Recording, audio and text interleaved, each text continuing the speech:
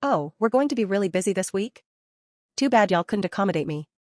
TLDR wrist injury from job, boss won't accommodate, gave her a doc's note excusing me from work 2 days before a big event. A few years back, I was working at a hotel. My job was the shuttle driver for airline crew, and I also had to load and unload their luggage. About 6 months into the job, my wrist started hurting from handling the loads of bricks that airline crews like to pack.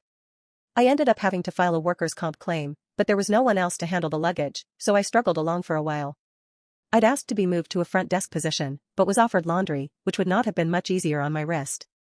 A couple of months of going to doc appointments and getting MRIs, I finally decided I'd had enough and had a doc write me a note stating that I needed lighter duty. Yeah, I should have done that much earlier, but the boss, Beth, wasn't being helpful at all, and I knew that would be the end of my working there. In the meantime, a front desk position had opened up, which my boss promptly filled without asking me if I wanted it. I went into her office to ask about this apparent oversight and got some corporate speak in response. A bit of context, the hotel was right next to a major highway.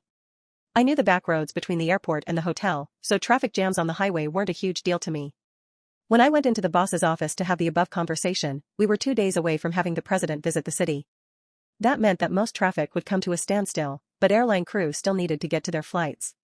After my boss gave me a thinly veiled, corporate-approved fuck off, I pulled the doc's note out of my pocket.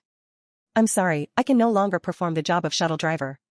You've offered me laundry, which won't work, and didn't want to work with me on a front desk position. Have fun in traffic on Thursday. The shocked Pikachu look on her face was priceless. She called another manager into the office to try to get me to stay. Laundry was mentioned again. Get it through your thick skull that laundry will not help an overuse injury on my wrist. I simply pointed to the note and said I can't do anything that will be hard on my wrist. I've asked more than once about front desk, which I'm more than capable of doing, but I guess that's not an option now that Beth filled the position. I heard later from a coworker that Beth herself had to do the shuttle runs that day. I enjoyed my day on the couch and occasionally checked to see how screwed traffic was.